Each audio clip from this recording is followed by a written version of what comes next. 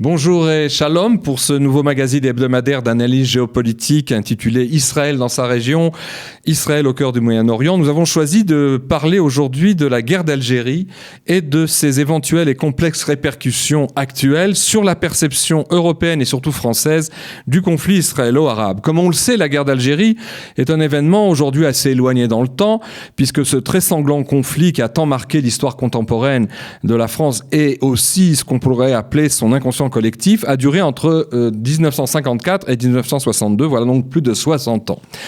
Rappelons donc quelques données de référence pour situer notre propos. D'abord, pour tous ceux qui suivent de près les méandres parfois compliqués et sophistiqués des conflits israélo-arabes et israélo-palestiniens, ainsi que leur traitement médiatique dans les pays occidentaux, en particulier en Europe et surtout en France, c'est une évidence que les traumatismes de la guerre d'Algérie, toujours profondément ancrés en France, jouent un rôle de prisme déformant chez les élites et les décideurs de l'Hexagone. Sans parler des comparaisons erronées et caricaturales, sans cesse répétées par certains journalistes, entre le face-à-face d'Israël avec les Palestiniens au Moyen-Orient et la guerre livrée par les Algériens voilà plus de 6 décennies afin d'obtenir théoriquement l'indépendance de leur pays colonisé par la France.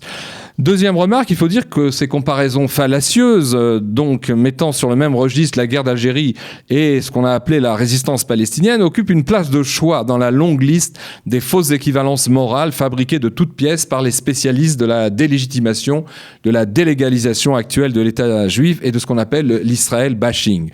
C'est qu'à partir de la matrice de la double inversion culpabilisant les Juifs pour exonérer l'Occident de tous ses crimes grâce à une compassion inconditionnelle au soubassement chrétien envers les pauvres Palestiniens, cet Israël bashing et la démonisation des Israéliens reposent sur une dizaine de fausses équivalences morales dont le regretté historien de l'antisémitisme Robert Wistrich et le géostratège israélien actuel Manfred Gestenfeld ont établi un registre pertinent et détaillé que nous allons résumer. Alors, citons donc pour mémoire quelques-uns de ces exemples, de ces fausses équivalences morales visant à pénaliser Israël et à, d'une certaine manière, le vilipender. Ce qui nous aidera à mieux comprendre le morceau de choix que constitue ce plaquage très français de la guerre d'Algérie sur le conflit israélo-palestinien. Tout d'abord, Israël serait un État fasciste et raciste. C'est ce qu'on entend dans la propagande arabo-musulmane, ce qui n'est pas sans rappeler la fameuse résolution 3379 de l'Assemblée générale de l'ONU datant de novembre 1975 qui a assimilé le sionisme à une certaine forme de racisme qui a été rejetée par Israël et qui fut ensuite abrogée par les Nations Unies eux-mêmes en décembre 1991. Autre exemple, Israël serait un État d'apartheid. Une accusation d'autant mieux répandue que par les députés arabes israéliens d'aujourd'hui et la propagande palestinienne que sur les campus américains et européens, l'ex-président Jimmy Carter avait publié en 2006 un livre qui s'était intitulé Palestine Yes, Apartheid No, président Carter, un mensonge démenti par tous ceux qui connaissent les réalités de la cohabitation israélienne quotidienne entre juifs et arabes dans les hôpitaux, les universités, les jardins publics et les centres commerciaux. Autre exemple, qui est le comble des inversions pernicieuses de l'Israël bashing, la conduite d'Israël face aux Palestiniens serait équivalente à celle des nazis face aux juifs. Rien de plus, rien de moins pendant la Seconde Guerre mondiale. Résultat, ils sont catastrophiques. Les derniers grands sondages d'opinion qui ont été effectués sur le vieux continent en Europe attestent que plus de 40% donc des citoyens européens pensent qu'Israël est un État nazi. 43% des Allemands et 45% des Norvégiens estimant qu'Israël massacre les Palestiniens. Autre exemple, Israël serait un pouvoir colonial et oppressant, justement comme le furent les États-Unis au Vietnam ou la France en Algérie. Or, comment, et c'est la question de fond, comment qualifier de colons les habitants juifs de la partie est de Jérusalem ou de la Judée-Samarie quand le sous-sol de ces territoires disputés regorge d'abondantes traces du passé biblique des Hébreux? Car les vrais colons français en Algérie, trouvaient-ils, et c'est la question qu'on peut se poser, trouvaient-ils eux aussi, en creusant la terre aride des Aurès ou de la Mitidja, des traces du lointain passé gaulois ou franc en Afrique du Nord? La réponse est connue. Cinquième type d'équivalence, de fausse équivalence morale, c'est la comparaison de la Shoah à la Nakba. En arabe, la catastrophe, que représenterait pour les Palestiniens la date du 14 mai 1948, jour de la renaissance d'Israël. Soit dit en passant, à ce propos, donc, si le retour historique des Juifs sur leur terre ancestrale est ainsi commémoré chaque année comme un jour de catastrophe, y compris par une partie non négligeable des citoyens arabes israéliens, qu'attendre donc d'un processus dit de paix censé promouvoir la solution à deux États où Israël et la Palestine vivraient côte à côte en harmonie? Alors, Autre exemple, Tsahal et les forces de sécurité d'Israël tireraient volontairement et avec cruauté sur les civils, alors que c'est le contraire qui est vrai, puisque toutes les études sérieuses sur la question ont montré quelles précautions sans précédent par rapport aux autres armées occidentales qui sont déployées par exemple en Afrique ou au Moyen-Orient, eh bien quelles précautions sont prises par Tsahal pour préserver la vie des civils ennemis non combattants lors des conflits asymétriques dans les zones palestiniennes surpeuplées contre les terroristes du Hamas. Et ces terroristes qui n'hésitent jamais à mettre en danger leur propre population en se servant de boucliers humains, ce que Netanyahou avait résumé à sa manière en déclarant en pleine opération bordure protectrice de l'été 2014 à Gaza, il avait dit « Le Hamas se sert des civils palestiniens pour protéger ses armes, alors qu'Israël se sert de ses armes pour protéger ses civils. » Fin de citation. Autre exemple, les informations biaisées de propagande et autres rapports fournis aux organisations internationales par les ONG locales et aussi les ONG internationales pro-palestiniennes. On l'a bien vu en 2015, rappelons-nous, avec le fameux rapport Goldstone qui a été cousu de fil blanc et rédigé par ce juge à la tête de la commission d'enquête du Comité des droits de l'homme de l'ONU, un document mensonger qui provoqua la condamnation d'Israël par cette instance à Genève, où siègent des pays comme la Syrie, l'Iran, la Libye, l'Arabie Saoudite. Or, 2 ans plus tard, le même juge Goldstone devait lui-même se rétracter en déclarant avoir été, je cite, induit en erreur par des éléments manipulant et déformant les réalités de terrain. Autre mensonge de la propagande arabo-palestinienne, le but des sionistes serait de conserver le grand Israël, c'est l'expression qui est souvent employée, et pas seulement dans cette propagande, mais aussi dans certains médias européens, s'étendant depuis juin 67 du Jourdain à la Méditerranée. En fait, l'histoire des 16 guerres et campagnes militaires menées par Israël depuis 1948 montrent bien que les dirigeants et stratèges israéliens n'ont jamais planifié de conquête ni voulu élargir leurs frontières, mais n'ont fait chaque fois que repousser des forces arabo-palestiniennes voulant anéantir l'État hébreu et sa population juive.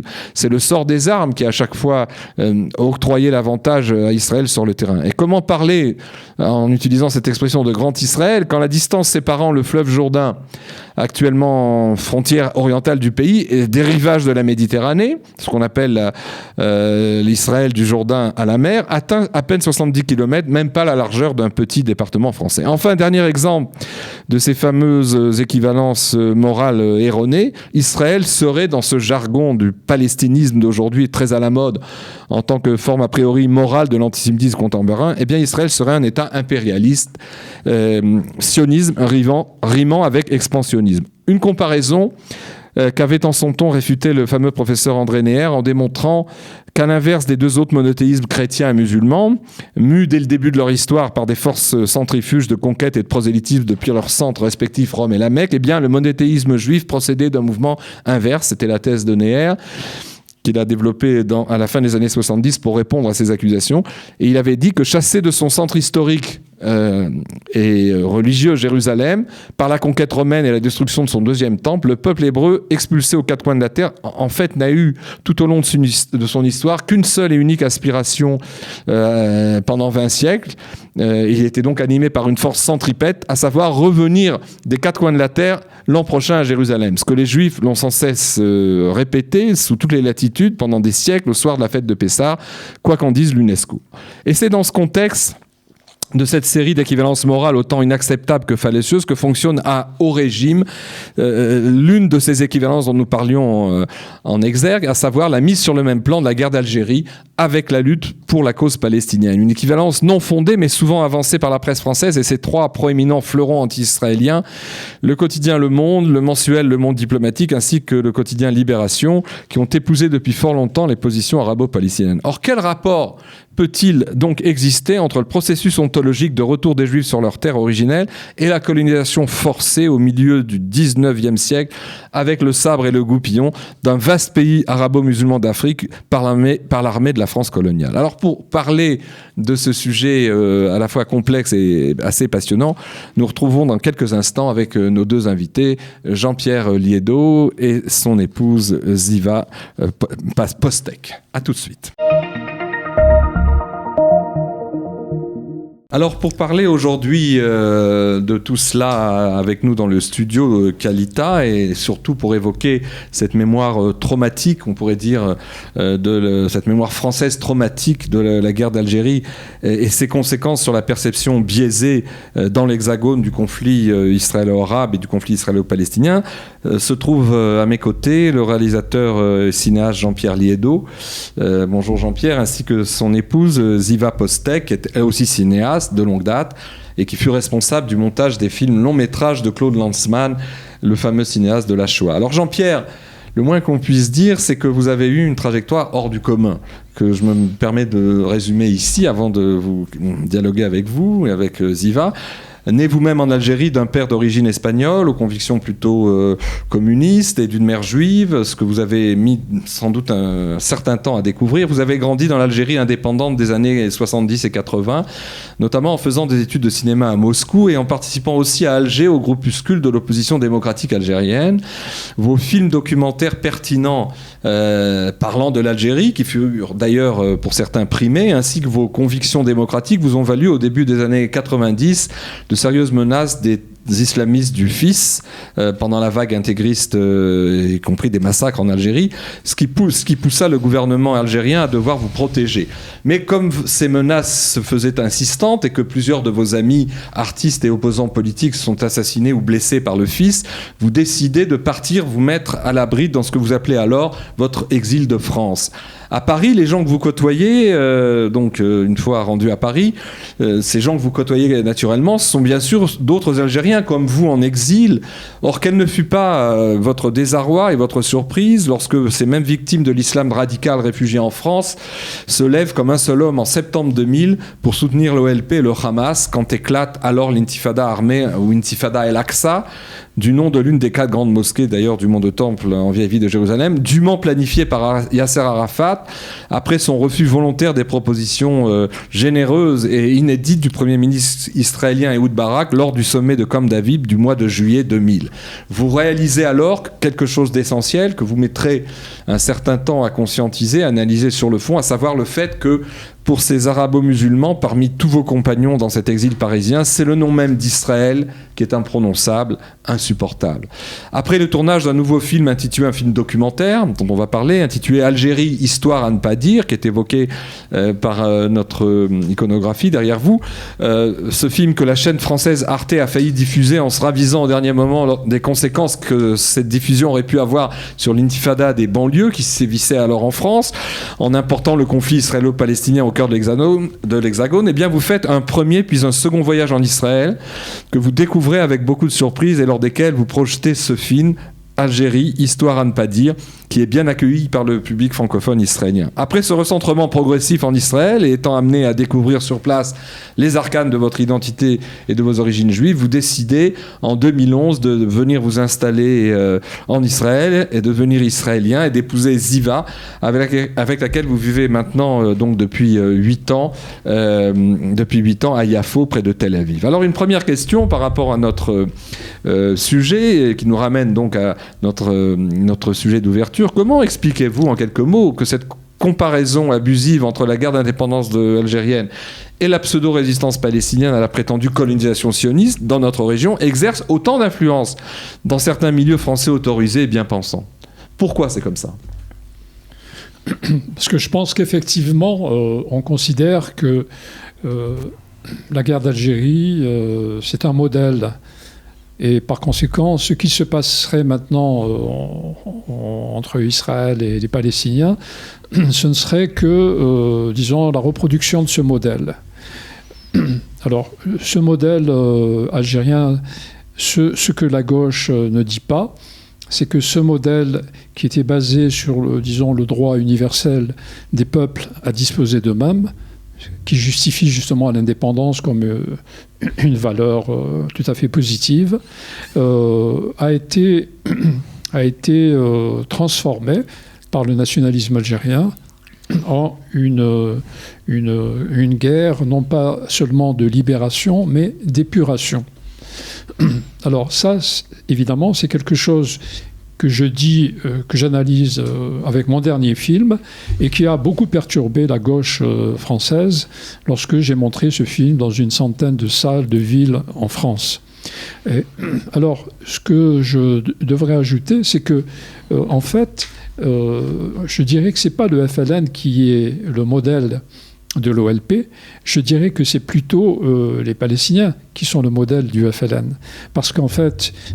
C'est une image rapportée, en fait, inversée. Oui, parce qu'en fait, tout a été inventé par ce que je n'ose pas appeler d'ailleurs le mouvement nationaliste, parce que pour moi, ce n'est pas un nationalisme, justement, mais le mouvement de Amin al-Hajj al-Husseini, le grand mufti de Jérusalem, qui, dès les années 20, grâce d'ailleurs aux Anglais, qui le nomment grand mufti, ce ne sont pas ses pairs qui l'ont nommé grand mufti, comme normalement dans la tradition musulmane, cela aurait dû se faire, mais ce sont les Anglais qui le nomment, sans doute parce qu'ils le pensent assez malléable, et c'est lui qui va prendre donc la tête du mouvement palestinien.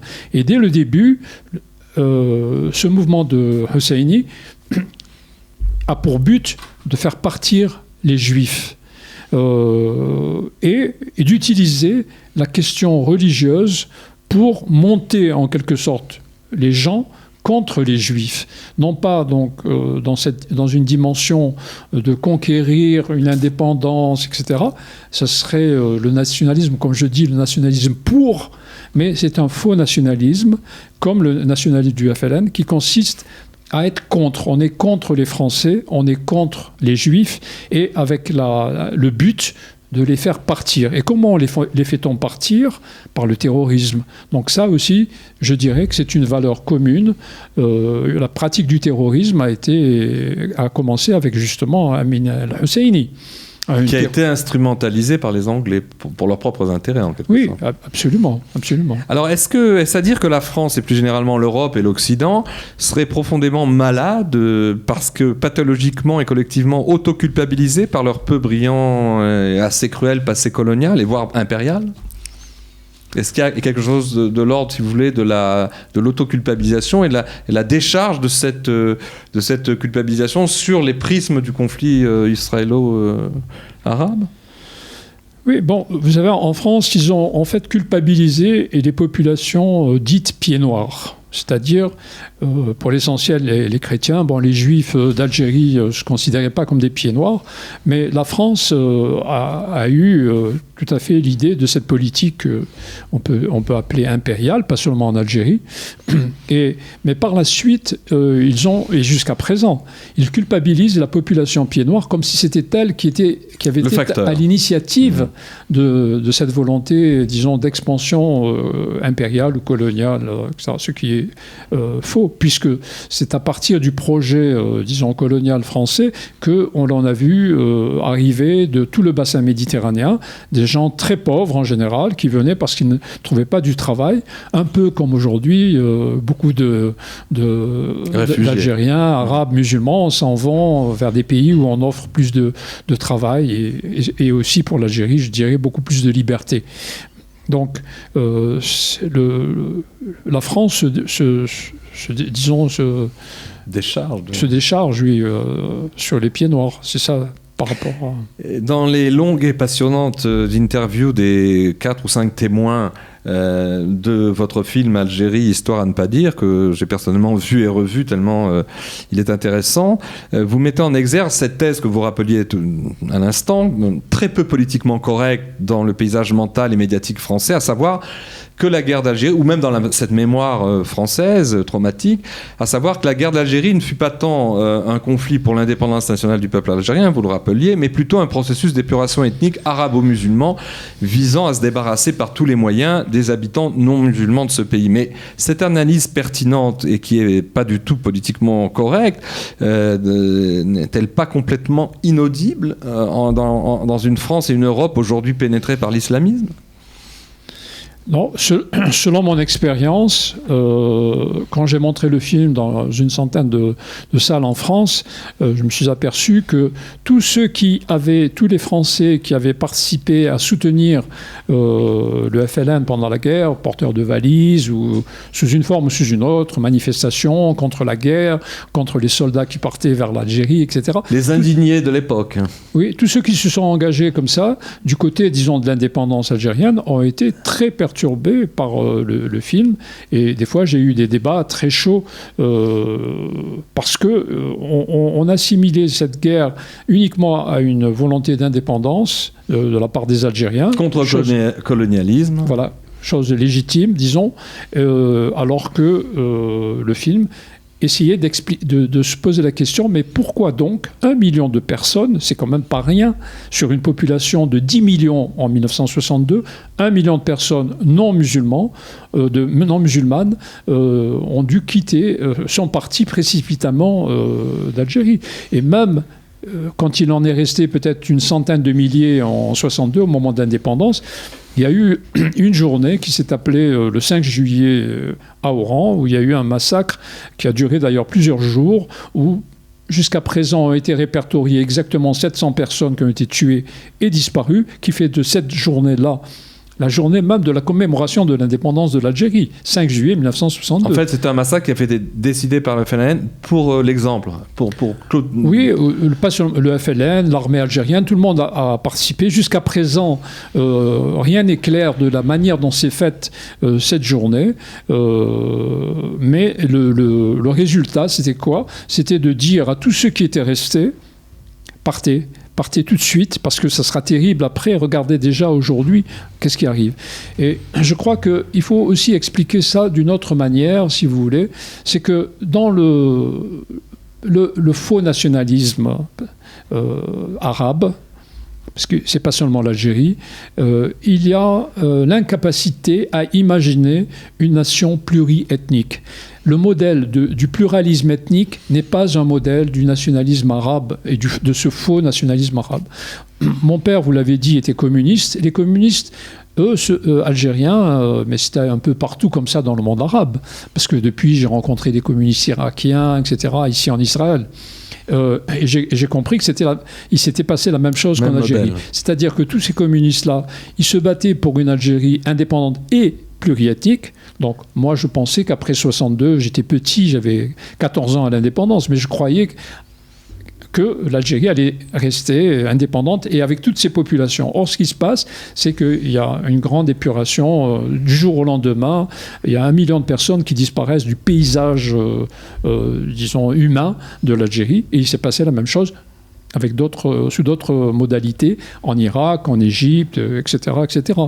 Donc, et si vous replongez dans les textes des chefs nationalistes eux-mêmes, qu'ils ont publiés soit avant l'indépendance, soit surtout après l'indépendance, livres, mémoires, etc., vous apercevez que cette dimension-là de l'épuration n'était pas le fait du hasard, disons, de la guerre, avec les extrêmes, etc. Non, c'était quelque chose de pensé.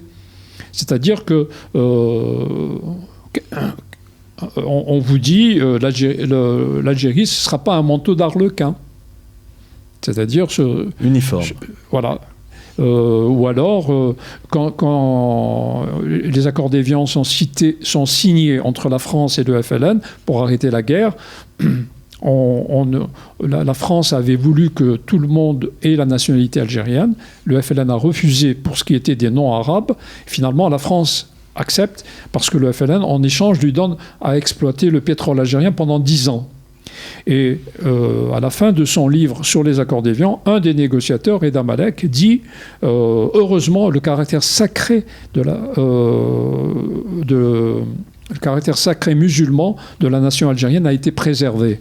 Donc la grande peur, disons, des nationalistes algériens, c'était qu'à l'indépendance, il puisse rester une population conséquente, parce qu'on n'aurait pas su quoi en faire. Il y a eu ce mot, ce que vous dites me fait penser à ce mot qui avait été cité dans une fameuse interview qui avait été réalisée à l'époque par la revue Politique Internationale, qui accompagne Ben Bella lorsqu'il revient à Alger il va devenir en fait le premier président, plus ou moins, de l'Algérie indépendante. Et à la fin de l'entrevue, évoquant cette question de la multiethnique du paysage algérien, le journaliste arrive à faire dire à Ben Bella cette phrase qui est restée dans les annales: nous arabo-musulmans, nous ne pouvons exister vraiment que si l'autre n'existe pas.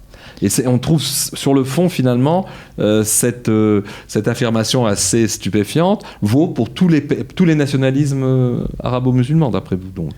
Oui, parce que, si vous voulez, ça c'est ma théorie à moi, avec la fin de la guerre, de la Première Guerre mondiale, en 1918, il y a l'Empire ottoman qui s'est mis du côté de l'Allemagne, qui fait partie des victimes, en quelque sorte, des gens qui ont été défaits. Et donc, l'Empire ottoman va s'effondrer, va disparaître, et en même temps, le califat, 2 ou 3 ans après, va disparaître. Il se trouvait en Turquie. Et donc, les musulmans vont se trouver soudain sans le chef de la Oumma. Et ce qui va se passer, c'est que les différentes nations qui vont naître de l'Empire ottoman, qui ne sont pas le produit d'un mouvement de libération, disons, interne, si je puis dire, irakien, syrien, etc., non, vont être, cet Empire ottoman va être redessiné, redécoupé en soi-disant nations, mais qui ne sont pas des véritables nations, et on le voit. Et ces différents pays nouveau, il va y avoir la naissance d'un mouvement qui s'appelle les Frères musulmans. C'est un mouvement qui naît en Égypte en 1927, je crois, mais qui va s'étendre, en fait, la pensée des Frères musulmans va s'étendre dans l'ensemble. Et c'est quoi la pensée des Frères musulmans? C'est tout simplement la reconstitution du califat. C'est-à-dire que la disparition du califat a été insupportable pour les musulmans. Ils se sont trouvés sans père tout d'un coup. Et il leur faut la reconstitution de la Oumma. Donc, tout le mouvement qui va naître à partir de là, qui est soi-disant un mouvement nationaliste arabe, aspire au rétablissement. À la reconstitution, en fait, de la Oumma.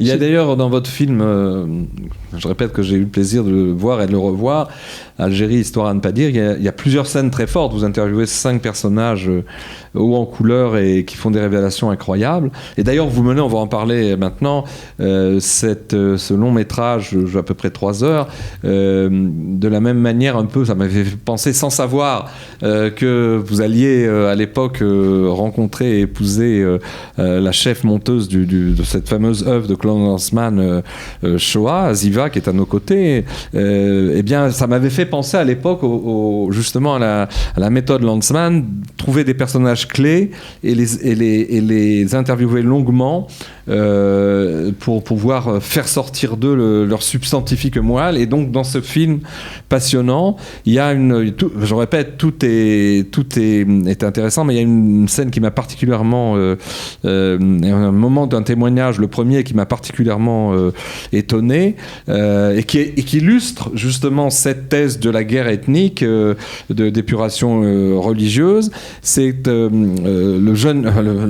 mûr qu'on voit parler, mais qui raconte comment, autour des journées du massacre de Philippeville, le groupe de quelques dizaines de membres du FNL sortis des forêts, qui commencent à embrigader les jeunes musulmans qui sont là, ne crient pas Algérie, algérienne, vive l'indépendance, mais forme son groupe qui va massacrer à la fois des Arabes qui travaillent dans les fermes des pieds noirs, mais aussi des pieds noirs eux-mêmes, en criant non pas donc vive l'Algérie indépendante, mais Allahu Akbar.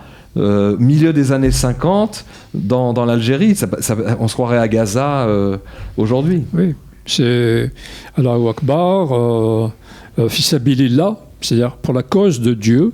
Et vous avez celui qui est filmé dans cet épisode où le FLN a appelé à assassiner le maximum de non-musulmans dans cette journée-là du 20 août 1955. à Phillyville, mais pas seulement, dans toute la région du Constantinois. Et il va y avoir en quelques heures, en 2 ou 3 heures, le temps que l'armée française sorte pour réprimer, il va y avoir environ 130 assassinés, sans parler des blessés, etc. Et d'ailleurs, cet homme qui a écrit ce livre, La dimension religieuse de la guerre d'Algérie, Roger Vétillard, a aussi écrit un très gros livre, sur le 20 août 1955. Alors, un an après le début de la guerre d'Algérie, de la Toussaint 54. Oui, et vous savez, la guerre d'Algérie, on parle du début, le 1er novembre 1954. En fait, qu'est-ce qui s'est passé le 1er novembre? C'était une annonce, et une annonce qui s'est faite avec des bombes qui ont explosé un peu partout, des petites bombes. Et une déclaration qui était la déclaration du 1er novembre, entre parenthèses. Cette déclaration du 1er novembre dit bien que cette guerre d'indépendance doit se faire dans le cadre, disons, islamique. C'est marqué dès le début. Et une fois qu'il y a cette annonce, en quelque sorte, on n'entend plus parler du FLN, parce qu'il n'était pas organisé. Il va s'organiser. Et la première, disons, opération militaire qui va être menée par l'ALN, c'est-à-dire la branche armée du FLN, ça sera justement le 20 août 55. Et on aurait pu penser que pour montrer que c'est une guerre de libération, etc., que l'ALN allait s'attaquer à des militaires français. Ils allaient faire des embuscades, non. La première action qu'ils vont mener, c'est assassiner, c'est la consigne. Moi, quand j'ai filmé, j'ai filmé deux personnes, 2 témoins, qui étaient des témoins actifs, qui eux-mêmes ont participé à la tuerie. Mais en dehors de ça, j'en ai interviewé une dizaine au moins. Et tous m'ont dit la même chose, c'est-à-dire que la consigne, c'était prenez l'arme que vous avez sous la main, chez vous, couteau, revolver, hache, ce que vous avez, et tapez le maximum de gens. Ne cherchez pas à savoir s'ils sont morts ou pas morts. S'ils sont morts, tant mieux. S'ils sont blessés, tant pis, si je puis dire. Mais le suivant, il faut qu'il y en ait le maximum. Et c'est ce qui s'est passé ce jour-là. Donc, on voit bien, et d'ailleurs, un des personnages qui a été un acteur, qui a participé à la tuerie, et qui raconte d'ailleurs comment il a égorgé une femme, et juste après... qu'il a mangé les sardines qu'elle était en train de préparer à son mari mineur de la mine, parce que c'était une mine, cet homme dit, on nous a dit, c'est-à-dire ses chefs, on nous a dit que chez les Français, c'est les femmes qui commandent. Et quand les femmes, elles verront qu'est-ce que nous, on a fait ici, aujourd'hui, c'est-à-dire tuer des vieillards, des enfants, etc., des femmes, eh bien, elles diront, les femmes, à leur mari, dans toute l'Algérie, on s'en va. Il faut partir. C'est-à-dire que c'est clair, quoi. L'opération avait un but pas seulement pour Phillyville ou Constantine, mais évidemment, à proprement parler terroriste. Terroriste, et devait avoir une influence sur toute l'Algérie. Alors parlons à présent vous avez fait de nombreux films, et celui sur l'Algérie là mérite vraiment qu'on le voit et qu'on le revoie, mais vous êtes actuellement à la fin du tournage et du montage du long métrage que vos contacts répétés avec Israël et votre installation en Israël en 2011 ont suscité, un long métrage qui s'intitule Israël, le voyage interdit. Vous allez nous expliquer pourquoi il porte ce titre. Un long métrage en 4 parties que vous avez tourné en Israël tout au long de ces 7 dernières années. Et que vous êtes à présent en train, donc, comme je le disais, de vouloir terminer au niveau des finitions du montage de la 4e partie. C'est un film justement sur le mode de Claude Lanzmann. Quand lui parlait de la Shoah, vous parlez d'Israël, de sa reconstruction, de sa renaissance en tant que peuple.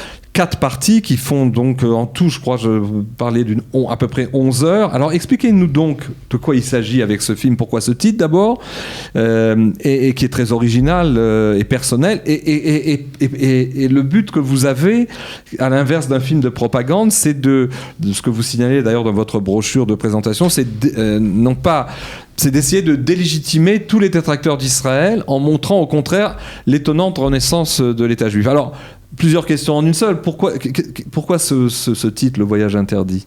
Et Ziva aussi, j'aimerais que vous nous expliquiez ça. Très rapidement, c'est un film autobiographique qui raconte un peu donc mon histoire par rapport à Israël. Et c'est une histoire qui a été pendant 50 ans ou 60 ans, je ne sais pas, puisque je suis né en 47, une histoire de refoulement, pas d'attitude agressive contre Israël, mais de refoulement. C'est-à-dire, ça n'existe pas. Et c'est donc, j'essaie de raconter le voyage que je me suis interdit moi-même de faire alors que j'avais un oncle maternel qui n'arrêtait pas de m'inviter. Qui était en Israël lui-même. Et qui a quitté l'Algérie en 61 pour Israël et qui habite, enfin, mon oncle est mort, mais ma tante vit. Et donc, je ne connaissais pas mes cousins et cousines, mes trois, voilà, jusqu'en 2008 où le Festival de Jérusalem a invité et a sélectionné ce film et moi en même temps. Et pour la première fois, bien que j'étais un peu pas prudent et pas assez partagé sur le fait de venir au festival, mais mon film, celui-là, Algérie, histoire à ne pas dire, a été terminé en 2007 et tout de suite interdit en Algérie, interdiction qui a été renouvelée en 2008 lorsque j'ai essayé encore une nouvelle fois de le sortir à Alger. Et donc à partir de ce moment-là, je me suis dit, bon Jean-Pierre, il faut quand même réfléchir un peu et voir. Et j'ai compris que très rapidement que je ne connaissais rien, absolument rien d'Israël, de son histoire. Et par conséquent, je me suis dit, quand on est cinéaste, on a envie de partager ses propres découvertes. J'ai commencé à découvrir Israël par les livres, après le festival. Et les rencontres que vous faites ici. Et par des voyages touristiques. Et comment vous avez rencontré Ziva alors? Ça, c'est quand même... C'est un hasard qui n'en est pas un, parce que vous faisiez un cinéma qui s'apparente à la méthode Lanzmann, et vous allez, c'est vraiment le cri du destin, vous allez rencontrer une cinéaste qui est l'experte du montage des films de Lanzmann. Comment ça s'est fait, ça? C'est incroyable quand on y réfléchit. Bah, si vous voulez, je crois que Ziva peut en parler. On s'est rencontrés. C'est un hasard. Hein. Oui. C'est une amie qui m'avait dit qu'à l'Institut français, on projette un film, dont c'était ce film, Algérie, histoire, n'est pas dire, et que ça devrait être intéressant. Je suis allée. Et c'est comme ça qu'on s'est connus. Après la projection. Mais vous aussi, ça vous a sauté aux yeux que c'est pas rien à voir avec du plagiat, mais cette méthode, au contraire, cette méthode créative d'acculer des témoins pour leur faire sortir le sens des choses, ça vous a sauté aux yeux, j'imagine, quand vous avez vu le film, non? Peut-être pas. Non. Peut-être pas. Pas immédiatement. Hein?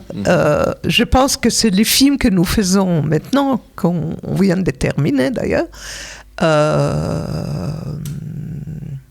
Je dirais que c'est un film qui est une réponse à la Shoah. C'est comme ça que je l'ai défini. À savoir que si Shoah a été fait sur la destruction des Juifs d'Europe, eh bien Israël, Les Voyages interdits, c'est un film sur Israël, sur sa renaissance et pas simplement sur Israël actuel, c'est aussi sur Israël ancienne et aussi tout ce qui englobe Israël, c'est-à-dire sur le judaïsme aussi. Et je pense que le mérite de Jean-Pierre, c'est que personne n'a jamais fait un film de ce genre. C'est-à-dire, c'est pour ça qu'il dure 11 heures. Parce que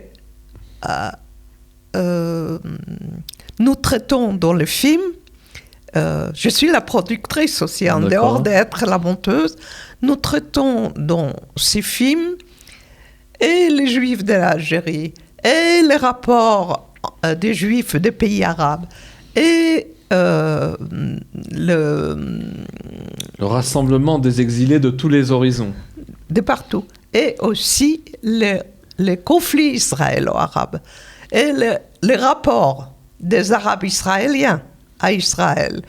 Eh bien, il y a vraiment l'identité que le quatrième film aborde, l'identité personnelle de Jean-Pierre et de sa fille, parce que sa fille en fait partie du film.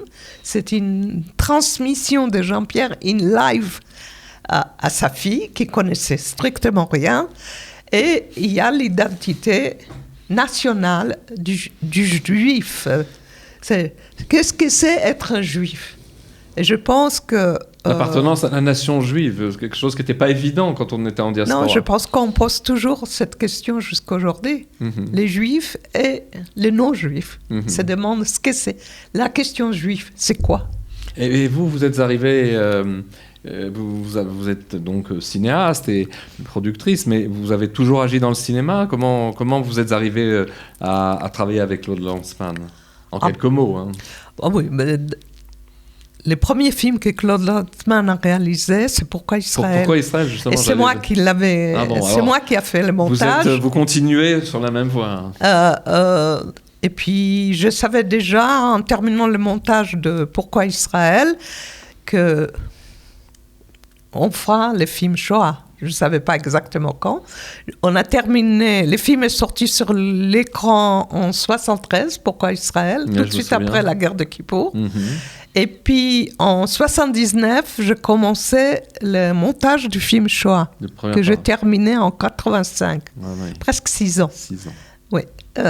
Vous parlez d'un hasard de rencontre avec Jean-Pierre, mais enfin franchement, si on voit les choses en macro, c'était tout à fait prédestiné. Vous étiez à la fois dans le chemin de Pourquoi Israël, des films sur la Shoah, et voilà que maintenant vous terminez un long métrage qui s'appelle Le Voyage interdit.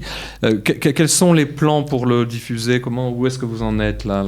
Parce qu'il y a eu des difficultés sur la fin au niveau un peu financier et logistique. Comment ça va se passer? C'est-à-dire que ce film devait être une coproduction franco-israélienne, puisque moi, quand j'ai fait le film, au début, quand j'ai pensé à ce film, j'habitais Paris. Et vous aviez suscité l'Institut national de l'audiovisuel, l'INA, pour... Et donc, il y a le CNC. Donc, Centre national du... Comment le CNC, c'est le Centre national de la cinématographie, où on peut avoir des aides pour... Alors, j'ai eu une aide pour l'écriture du scénario, mais quand on est arrivé aux aides pour la production, alors que mon scénario, l'aide à l'écriture m'avait été accordée à l'unanimité, soudain, partout, toutes les fondations se sont fermées à ce film. Françaises. Alors que j'avais tous mes films précédents, celui-là, j'avais toujours eu de l'argent pour faire ces films. Et là, j'en suis arrivé à la conclusion que c'était tout simplement parce que le film n'était pas un film anti-israélien. J'avais pas d'autres raisons. C'est un film de découverte, mais c'est pas un film non plus de propagande. Donc, j'étais assez secoué par ça. Donc, on est parti avec et ce film, je voulais le faire absolument. Donc, on est parti avec très peu de moyens. Comme c'est moi qui ai tourné, j'étais donc réalisateur, caméraman, preneur de son, donc on n'a pas eu beaucoup de frais au niveau du tournage. Mais par la suite... des centaines de témoignages dans ce film. Comment? Il y a des centaines de témoignages. Vous avez longuement tourné. Oui, on a tourné 250 heures, un peu moins que Lanzmann pour Shoah, parce qu'il a fait 350 heures. Mais le problème a été tout de suite, évidemment, dès qu'on a dépassé l'étape du tournage, il fallait monter le film, il fallait aller dans les studios pour faire les travaux de finition, ça coûte très cher. Et là, on s'est trouvé... on a eu des fondations israéliennes qui ont participé, mais très peu. Et que vous érangiez aussi dans le paysage du cinéma israélien qui est pas toujours, qui est très idéologisé, et où votre propos, vous aviez été bien accueilli, m'avez-vous raconté au départ, parce que vous venez d'Algérie, vous étiez quelqu'un du monde lié au monde arabe, au monde maghrébin, et puis quand on a vu de quoi il retournait, il y a eu il y a une fondation qui finance le documentaire en Israël qui a catégoriquement refusé ce scénario. De la même manière qu'en France. Donc, on a eu cette fondation Rabinovitch, on a eu Gesher, on a eu Avirai, mais c'était pas nettement insuffisant par rapport. Alors, on se trouve aujourd'hui en train de finir le 4e film. Alors, on a eu, c'est vrai, des soutiens divers, notamment de Patrick Drahi, qui nous a permis, disons, de faire les 3 premiers films. Et maintenant, on est en train de buter sur le 4e, on n'a plus d'argent. On cherche des sponsors. Pour des sommes pas énormes par rapport à ce que pour l'instant, il faut qu'on termine ce film, cette 4e partie, c'est environ 50 000 €. Et on a besoin de quelqu'un qui nous soutient. Alors, il y a beaucoup de donateurs. Ça, c'est extraordinaire, le nombre de donateurs juifs de par le monde vers Israël. Mais on soutient le caritatif, on soutient la santé, on soutient l'art, le cinéma. Alors que vous préparez un message extrêmement important d'optimisme par rapport à la Renaissance juive et à la transmission. Quand est-ce que le film va sortir? Parce qu'il va sortir maintenant, vous avez besoin sur le finish d'un apport, mais le film va sortir, il est prévu qu'il sorte à Sukkot, je crois, ou... en Israël, on espère... On aimerait le sortir à ce moment-là. Et puis, en France, on a déjà trouvé, ce qui est assez miraculeux pour nous, un distributeur qui a été... Non juif, qui est important. Oui, bien sûr. Qui a été absolument enthousiasmé par les 4 parties, qui a vu le film en une semaine. Il a vu les 4 parties les 11 heures et il nous a fait un retour extraordinaire. Et on a signé avec lui au mois de février. Donc le film, en France, sortira à partir de la fin janvier 2020. Dans un an, enfin oui. Un peu. Parce que d'ici maintenant, il devrait y avoir la période des festivals. C'est pour ça qu'il faudrait qu'on termine le film. Bien sûr. Pour aller dans les festivals. Et ensuite, en Israël, on aimerait le sortir, pas seulement dans les cinémathèques, on aimerait aller dans les kibbutz, on aimerait... Partout voilà. Dans le pays, c'est-à-dire pas forcément dans les salles de cinéma. Je pense que c'est un film que tout le monde doit voir. Les Israéliens aussi. Et vous allez faire... Il y a une version sous-titrée en hébreu qui est prévue? On a 3 versions. On a une version française, une version anglaise et une version hébreu. Le film, il est en 3 versions. Et je pense que, par exemple, la première partie, quand on l'a terminée, on l'a projetée à la Fondation Rabinovitch, qui nous a aidés au départ. Et puis, la personne qui était responsable, qui était au départ contre le scénario, a dit « Waouh, c'est extraordinaire, j'ai appris tant de choses en israélien. » Donc, je pense que c'est évident que les Israéliens, il y a beaucoup de choses qu'ils ignorent, que ce soit... Ou qui refoulent aussi. Qui refoulent, et aussi sur le judaïsme. Il y a beaucoup d'Israéliens qui ignorent beaucoup de choses sur le judaïsme. Et nous les traitons dans le film. Donc... Parce que très rapidement, mais ce qui m'a poussé, la chose la plus importante qui m'a poussé à faire ce film, c'est d'avoir découvert que le peuple juif, d'abord que les Juifs c'est un peuple, et que ce peuple, il a une histoire trimillénaire. Et quand j'ai découvert ça, dans les livres, tout simplement, j'étais bouleversé. Et de la même manière que j'ai été bouleversé lorsque j'entendais en France l'esplanade des mosquées, etc., lorsque je suis arrivé à Jérusalem, et que je suis arrivé devant cet endroit, et qu'on m'a dit ça, c'est le monde du temple, des Juifs, pour moi, l'histoire est très importante. Pour moi. Et donc, d'avoir découvert que le peuple juif a une histoire, et notamment que ce que l'on appelle l'esplanade des mosquées, ou en arabe, al-Haram al-Sharif, c'est en fait le monde du temple, ça, c'était quelque chose... C'était un clé. Pourquoi ? C'est important de le dire. Pourquoi ? Parce que partout dans le monde, et notamment chez les Arabes, mais pas seulement, partout dans le monde, on considère le plus souvent que les Juifs, c'est une religion. Alors, quand vous n'êtes pas religieux, vous êtes athée ou pas croyant, agnostique, etc., on considère donc que vous n'avez rien à faire de particulier dans cet endroit d'Israël, puisque il y avait des Arabes. Pourquoi devrait-il y avoir les Juifs qui auraient un... Mais c'est ce qui est écrit dans la charte de l'OLP et aussi du Hamas, à savoir que le Juif ne sont pas un peuple, mais une religion. Et donc, à ce titre, ils n'ont pas de droit à la souveraineté. Alors ça, c'est ça que j'ai découvert d'essentiel et que j'ai voulu faire découvrir. C'est pour ça que, comme tout à l'heure disait Ziva, on ne filme pas simplement Israël d'aujourd'hui. On ne filme pas simplement l'histoire relativement récente de l'apparition de la Renaissance d'Israël, c'est-à-dire 1948, bien que ça fait partie de notre film, mais on va beaucoup plus loin. Vous voyez, quand il y a ma fille, par exemple, qui dans le film marche dans ce canal qui a été creusé par Ézéchiaus, le roi Ézéchiaus, pour faire face au siège des Assyriens, et qui a été construit en moins 700, et que nous trouvons une plaque des gens qui l'ont construit sur le mur qui dit leur enthousiasme parce qu'ils avaient réussi à faire quelque chose d'extraordinaire pour l'époque, vu que la technologie, en principe, rendait la chose difficile. C'était 2 équipes qui crée ce canal, oui. Et que vous trouvez dans la Bible, la mention de ce canal. Et donc, ça aussi, c'est quelque chose qui m'a beaucoup impressionné et qui m'a poussé aussi à faire ce film. C'est que lorsque, pour la première fois de ma vie, je me suis mis à lire la Bible, ma première réaction, si vous voulez, c'était de me dire, mais dans ce livre, il y a une histoire nationale des Juifs. C'est une histoire nationale. C'est-à-dire que, vous savez, tous les peuples du monde, lorsqu'ils ont voulu se constituer d'une manière positive en nation, ils ont tous raconté une histoire. Des légendes. Une légende, un mythe, mais fondateur.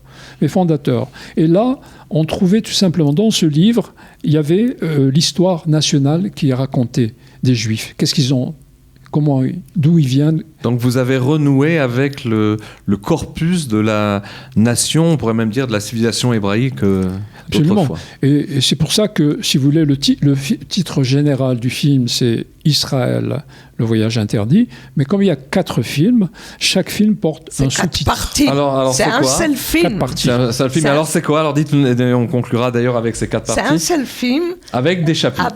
Avec 4 chapitres. Alors c'est quoi la première partie? Kippour, c'est le premier film. Après c'est Hanouka, Purim et Pessah. Et chaque titre a une signification. Je pense que Kippour, c'est la demande de pardon de Jean-Pierre vis-à-vis de toutes les personnes, que ce soit son oncle, sa famille, sa fille, à qui il a occulté ce legs qu'il ignorait. Oui. Exact.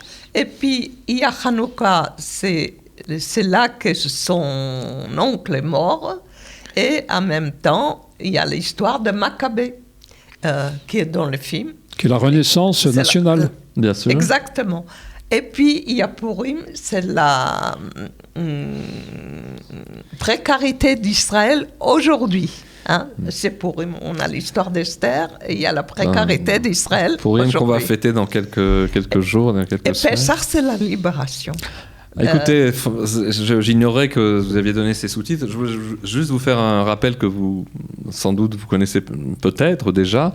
Et je trouve que le parallélisme est assez saisissant. C'est que un grand auteur de pensée juive, connu universellement et connu surtout dans le judaïsme, le Maharal de Prague, en fait, qui était un auteur, un sage juif de la Renaissance, a donné à chacun de ses livres qu'il a commencé à écrire à partir de l'âge de 60 ans le nom d'une fête. Et chaque fois, il a écrit sur un moment du calendrier hébraïque. Je crois que la comparaison vaut le pari, parce que d'une certaine manière, vous avez donc traité avec ce film des temps forts emblématiques qui restituent une cohérence nationale et historique. Tout à fait. Je vous remercie. On pourrait en parler encore bien longtemps. Je crois qu'on le refera lorsque le film sortira. On aura le plaisir de vous retrouver ici. En tout cas, merci d'être venu dans ce studio et merci aux auditeurs de nous avoir écoutés. Et à bientôt et bon Purim alors.